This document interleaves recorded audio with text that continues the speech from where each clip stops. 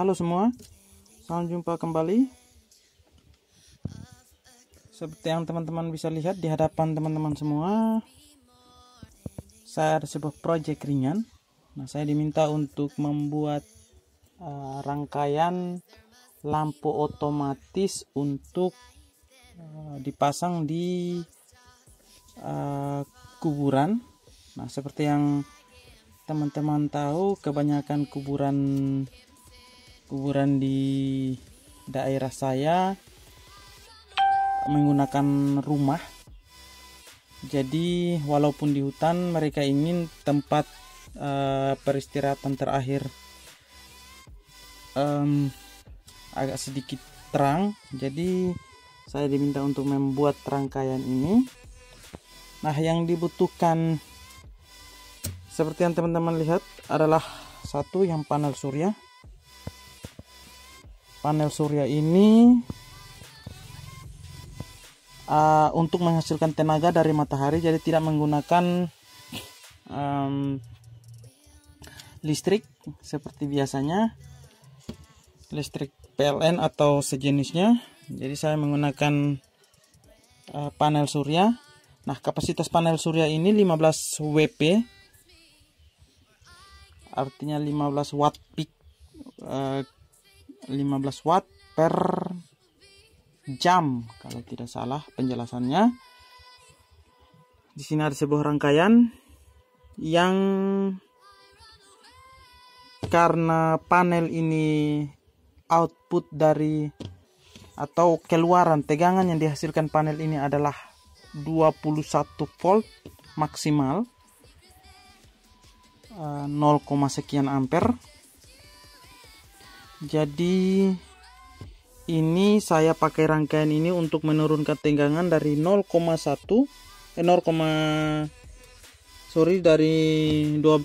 volt ke 6 volt outputnya. Nah, kenapa saya harus turunkan tegangannya menjadi 6 volt? Dan pertanyaan berikutnya, kenapa saya tidak mencari panel surya yang bertegangan 6 volt? Nah, jawaban saya otomatis karena memang cari panel surya yang 6 volt itu agak susah, apalagi di daerah saya. Jadi saya menggunakan rangkaian ini untuk menurunkan tegangan dari 15 volt panel 15 WP ini menjadi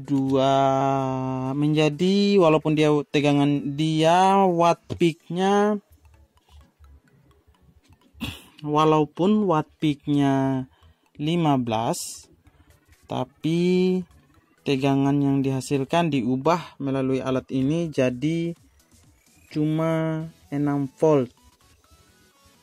Kenapa itu harus dilakukan? Karena memang rangkaian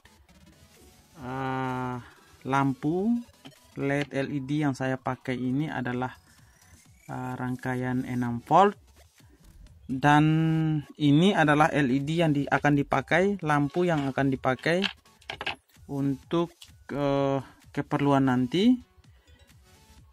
Di sini ada LED 2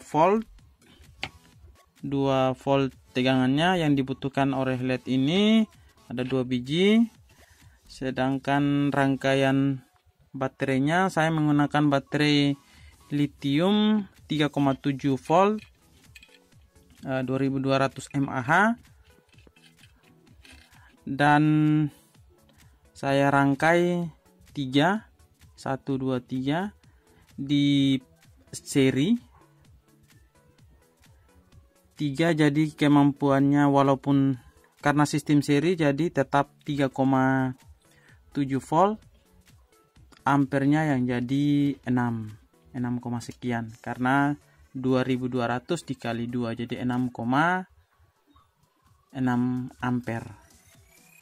Nah, ini adalah rangkaian sensor PIR yang saya pakai juga. Nah, manfaatnya dari sensor ini karena sensor ini akan mendeteksi gerakan di bawah makam tersebut, di bawah. Jadi jika ada pergerakan di bawah sensor ini, misalnya seperti ini, sensor ini, lampu indikator LED indikator ini akan menyala terang. Tetapi jika tidak ada pergerakan, beberapa detik kemudian, menit lah, 1 menit kemudian atau 2 menit kemudian, sensor ini akan lampu LED ini akan redup. Nah, teman-teman bisa lihat, saya akan contohkan seperti ini. Ini kemarin saya sudah sempat cas juga LED-nya. Oke, seperti itu. Redup. Nah, mati. Terang. Ini tidak ada, ini akan terang seperti biasa. Oke, seperti itu. Ya, sudah terang. Jadi jika tidak ada pergerakan di bawah, dia akan redup. Nanti teman-teman bisa lihat.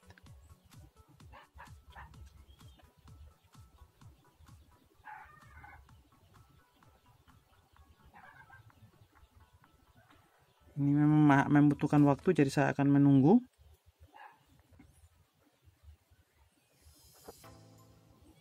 Saya percepat juga waktunya.